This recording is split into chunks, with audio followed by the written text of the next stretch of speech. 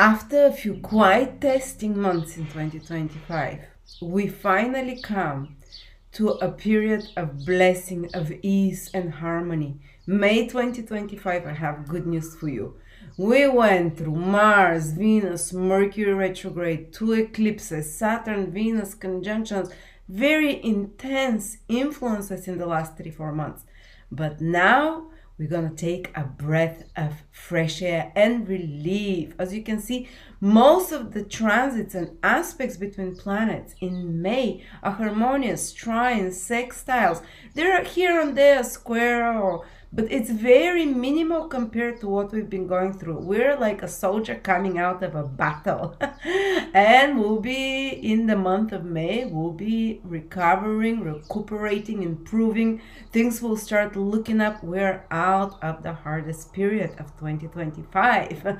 So with this good news, we're gonna have a full moon in Scorpio with opposition with Uranus around the 12th of May, which might be a bit more excitable, unpredictable, intense, like the energy of Scorpio, but pretty much everything around it is fantastic. But the biggest event in May is that towards the end, on the 25th of May, Saturn is moving to Aries for the first time since 29 years, the 1995, 6, something like that it was then.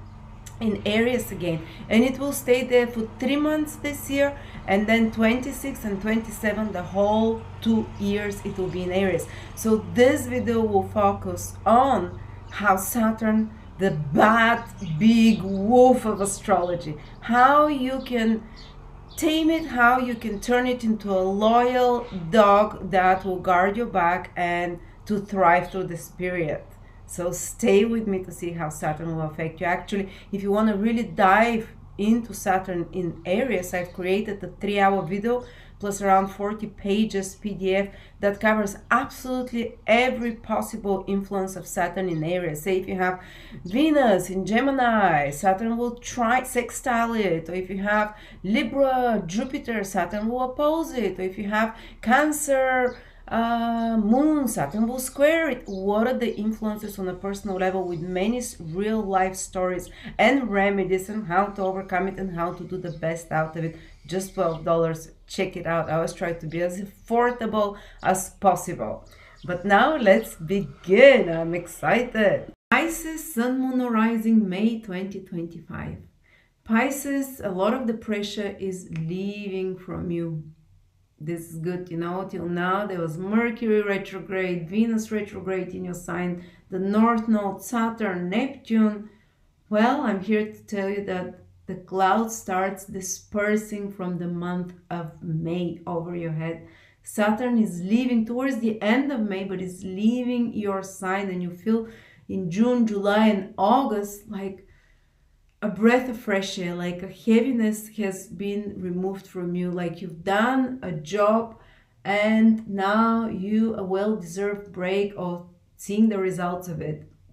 So Saturn is lifting, the energy is lifting for you. It's on the 28th of May, and then it will come back again from September into your sign, Pisces, for another 6 months, but only the last 5 degrees, 6 degrees from 24 till 30 in Pisces will feel Saturn for the last time. But Saturn is also good because it makes things more elegant, downsizes things, more constructive, more efficient, but also heavier. The energy is heavier. But now from May, already from the end of May, it gets lighter and lighter. But already Venus has moved from your sign. It's gone into your second house, and it will stay the whole month.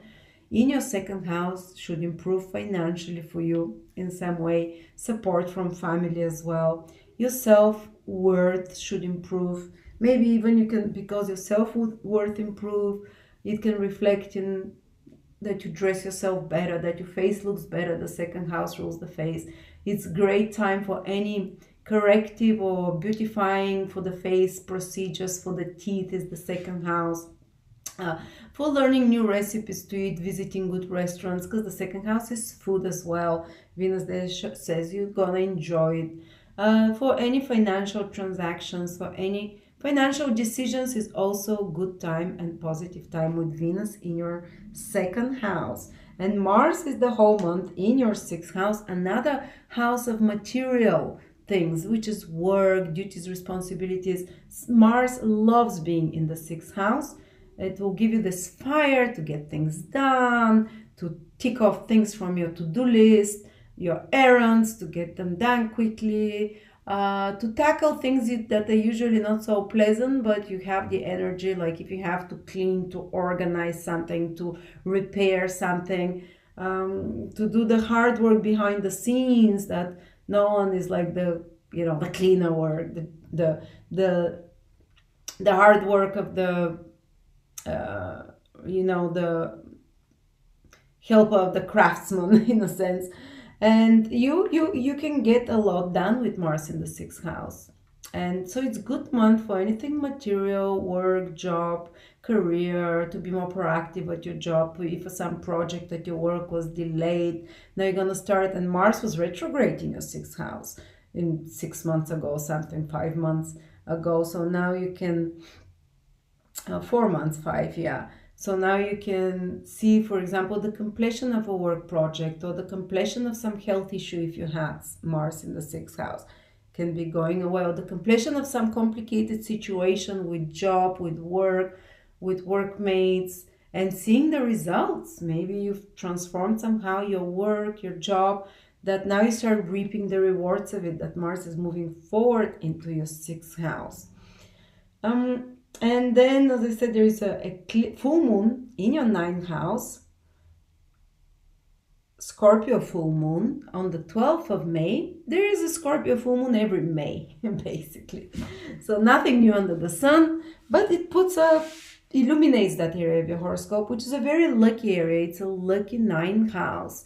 With the moon activated, there is more luck that comes for you this month. Maybe being at the right place at the right time. Maybe hearing a piece of information or inspiration that realigns you to the right path.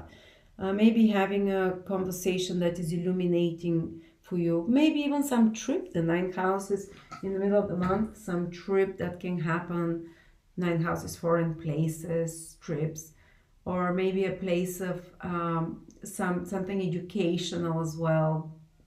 Something inspirational, faith, inspiration, hope is increased, but also is the house of seeing the future and intuition. And the full moon in Scorpio is very intuitive, so you can get like a clarification, whether you go to a psychic or whether you speak with some counselor or advisor, or just you're at home in your own and you just kind of something clarifies, eureka moment, and you're like, I know what I want to do now for the future. Or it's like seeing a situation from a bird's view with this full moon eclipse, which is very insightful, not eclipse, full moon. In Scorpio, opposition Uranus, sudden downloads, sudden revelations about the truth in your 9th house of higher knowledge, or seeing a situation from a different point of view. As I said, you cannot fix a problem from the same state of consciousness that it's created. Well, the 9th house is the house of elevating your consciousness. This full moon activates it with Uranus energy there. So you get an answer about a situation, or you shift how you think about something, or something like becomes clear to you. So yeah, that's wonderful. But let's move back to the most important event. That first of all, towards 25th of May, you're gonna feel a lightening up of the energies. Already the whole May, there's much lighter energy, but Saturn moves from your sign. And only the North Node stays in your sign the whole of the summer, June, July, August. And the North Node is excitable energy. It's so whatever is in your sign affects you most strongly. Saturn, for 2 years in the past, it's kind of heavy energy. What can I say? Serious.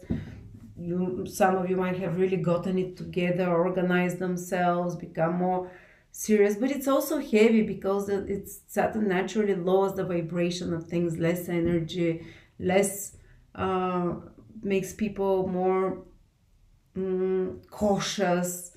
And the North Node, Rahu, is the opposite, makes people a bit reckless. So you have a summer of recklessness coming ahead, or a summer of experimentation, because Saturn always, like, when it's in your sign, it feels like you're very aware of consequences.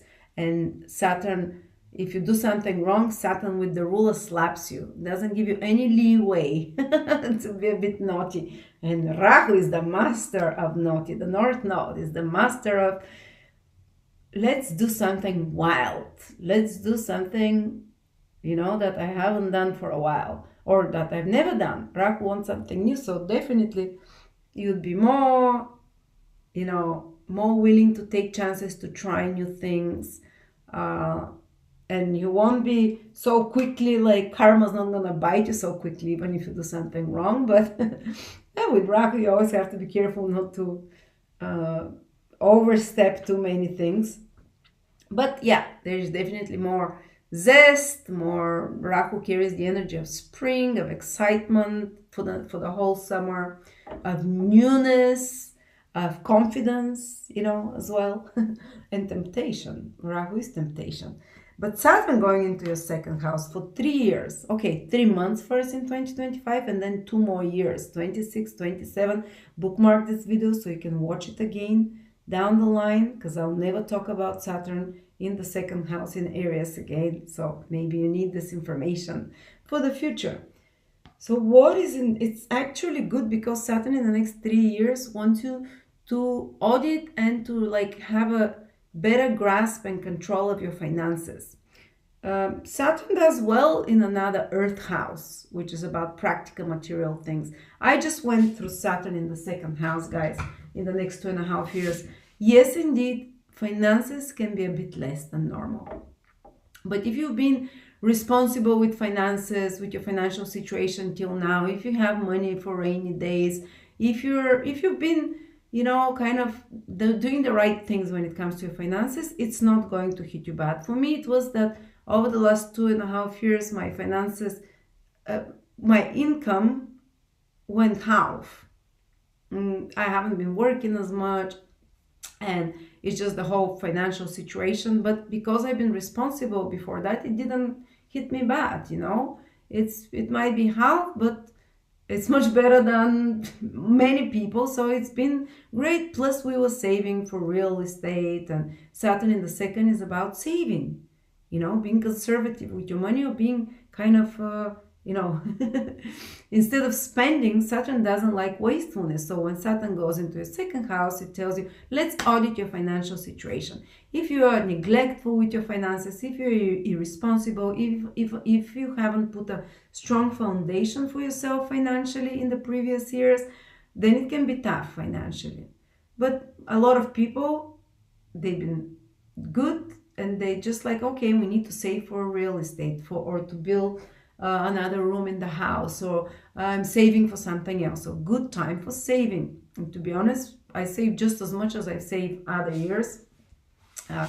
And now I just completed the saving for a real estate. So that's great. I mean, we had to cut some corners. We didn't go on many holidays, even the finances decreased, but we saved more than other times, funny enough. And so you become intolerant of wastefulness. Even with electricity, with water, you become aware of things that are wasteful with the resources that you have. I would even use old clothes that I have and redo them, revamp them, and reuse them. I would invest traditionally. With finances, Saturn in the second house, you invest traditionally in traditional things, gold, silver, and things that you can tangible, in real estate, and something that are very stable finances, very stable stocks, and so on. Rather than, you have to be a good and conservative with your money now. Good manager and conservative with your money. For example, many people that are very wealthy have Saturn in the second house, like Prince, the King of England, Charles, because they do a lot of conservation of old things, you know, of antiques. Or what's his name? Berkshire Hathaway, that owns it. Yeah, everyone knows. He's also Saturn in the second house, as far as I remember. So these are very wise investors, very traditional investors, and it doesn't mean you will be poor when Saturn is transiting your second house. It means you're asked to be more mature with your money. The next step, maturation. So we invested in very mature, stable things. But if you do stupid decisions, Saturn pushes you off. if you go and spend 2,000 on a bag and you only have 3,000 in your bank account, I mean, you'd quickly see the repercussions for that. But if you're hardworking, have your head down to earth, kind of practical, if anything, you can amass more financially. Also, your taste starts to change when Saturn is in the second house. You stop wanting too many rich foods because Saturn is the bare minimum. And actually, I've always eaten 2-3 times per day, or I've been someone that all day long, a bit of nuts, a bit of like constantly eating. Saturn went into my second house, and I'm fasting. I'm eating once per day, and it's not an effort at all, and I'll keep it all my life. We only eat dinner now, and sometimes if I'm hungry, a smoothie before that during the day. And Saturn really makes it easy. The power of no excess for food, excess for spending, it's very easy. It comes naturally to you not to spend on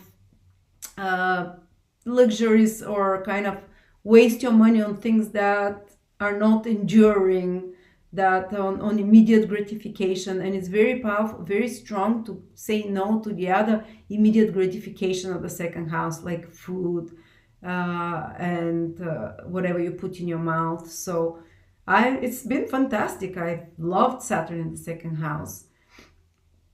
We're eating once per day, losing weight, conserving energy, conserving resources. I become way more appreciative of the power of nature. Traditional, your tastes become more traditional and more conservative. Even with dressing up, frills and frills and whistles and bells go away. You might dress down more elegant, because one of the words for Saturn is elegance, simplicity. You might treasure more quality things rather than quantity. Saturn doesn't like big quantities. It wants few but good quality items, possessions, So this is how it shifts you gradually over those 2-3 years. Your taste for food change. For even the appetite decrease. In my case, it really decreased. I'm wishing the same for you. I did initially, I tried to prolong, and now it's so easy. Also, you have to do some teeth work, guys. If Saturn is making some hard aspect, especially from your second house, you might have second house is the teeth, like rotting of teeth. You have to repair, or some kind of corrective teeth stuff. I had a nerve taken out, for example, and it was 3 weeks that I had to go every day to the dentist to do that. So extensive teeth work, but it's great again, unless Saturn is making very hard aspects, which is unpleasant. You can find out through my videos Saturn in Aries what aspect Saturn will do for your personal horoscope in particular, and what it means and how you can correct it and improve it. But it's good time to do some corrective work for teeth, to learn to manage your finances and resources better, to build financial stability now, and to make wise and mature financial choices. And one thing I really loved is that second house is routines, and second house is very Taurian, stability, routines. I used to hate routines. Like an Aries and Aquarius, I'm like, I want new stuff. I don't want every day, no single day to look the same like another. Since Saturn's been in my second, I really learn to love routines, stability, to wake up and do the same things, like the story and second house energy every day, the predictability. And when you create good routines, and good eating habits as well, Saturn, this is what it wants to do. It's not going to punish you to leave you destitute, without money, without teeth. If anything, it will do the opposite. It will strengthen. And I started very rigorous teeth routine. Before, I didn't know how to brush my teeth, and Saturn, thank you Saturn, I learned that you have to brush it on an angle, and more here than here, more towards the gums. So better hygiene of your gums and teeth. And if you don't have good hygiene, the problems come, because Saturn is like, if you don't do it right, the problems come. And I started doing like mineralization of the teeth. So I even reversed, what's that called? Teeth with holes in them. You can reverse them, It's gone. The hole is gone. and so on. So yeah, these are the things, like pay attention to your food, to your teeth, to your face as well. Second house rules the face. Saturn tends to preserve. It can preserve you from the, if you start seeing like it's preserving the beauty somehow as well. Doing routines as well and so on is good when Saturn is in the second house, and investing in something long term and stable. Don't do like crazy financial decisions with Saturn in the second, more conservative, but they'll pay in the long term. So thank you so much, Pisces. Keep this video for future reference. You will need it.